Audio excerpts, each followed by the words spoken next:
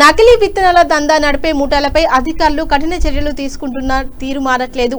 Medchal police station పరిధి outer ring road సమీపంలో నకిలీ పత్తి విత్తనాలతో వెళ్తున్న బొలెరో వాహనాన్ని పట్టుకున్నారు కుత్బుల్లాపూర్ ఎస్ఓటీ పోలీసులు.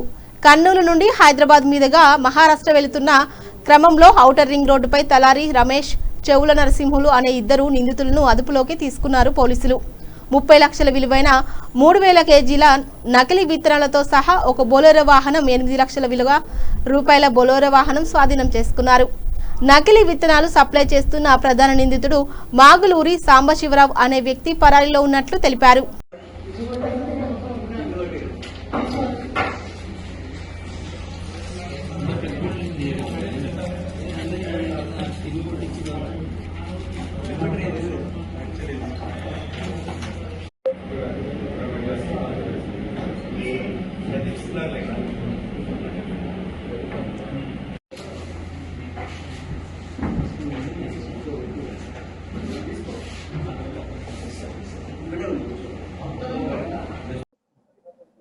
సైబరాబాద్ పోలీస్ కమిషనరేట్ పరిధిలో కుత్బుల్లాపూర్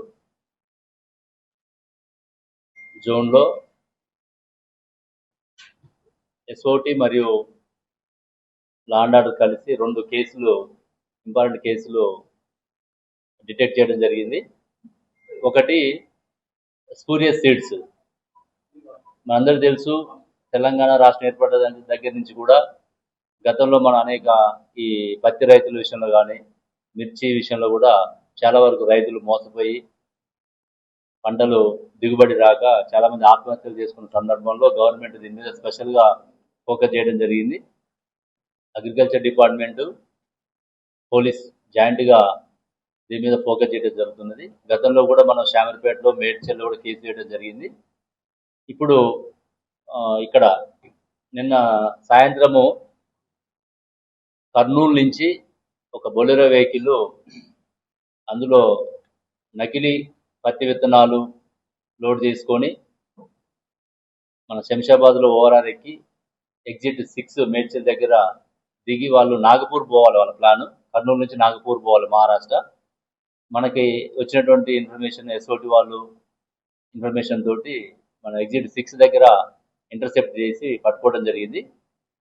ఆ పట్టుకున్నప్పుడు అందులో చూస్తే వాళ్ళు క్యాబేజీ, ఇంతకుముందు చాలా సందర్భాల్లో కూడా మనం చూసినాం, గాంజా కానీ ఈ ఫేక్ ఏదైనా సరే ట్రాన్స్పోర్ట్ చేయాలన్నప్పుడు కూరగాయలు కానీ, పాలు కానీ ఏదో కవరేజ్లో వాళ్ళు చేయడం జరుగుతుంది. ఇందులో కూడా క్యాబేజీ బయటికి కనపడేట్టు ఇన్సైడ్ ఈ బస్తాలలో మీరు అక్కడ పెట్టాము.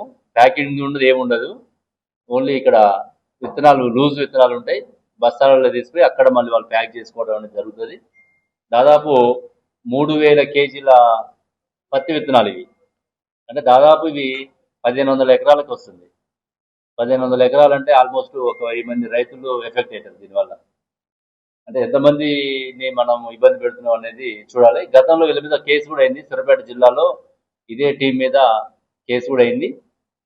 కాబట్టి వీళ్ళ మీద, ఇందులో నేరస్తులు మనకి తలారి రమేష్, ఈ మెయిన్ కింగ్ పిన్ ఇక్కడ కర్నూలులో. ఇతను నరసింహులు అనేటువంటి వ్యక్తిని అప్రోచ్ అయ్యి ఆ బొలెరో వెహికల్ ఓనర్ అతనికి 30,000 కిరాయి ఇస్తా నీకు పోయిరమ్మని చెప్పేసి అంటే, నార్మల్ కిరాయి అంత ఉండదు, ఇది కొంచెం ఇల్లీగల్ యాక్టివిటీ కాబట్టి ఎక్కువ మొత్తంలో అతను హైడ్ చేసుకొని చేయడం జరిగింది.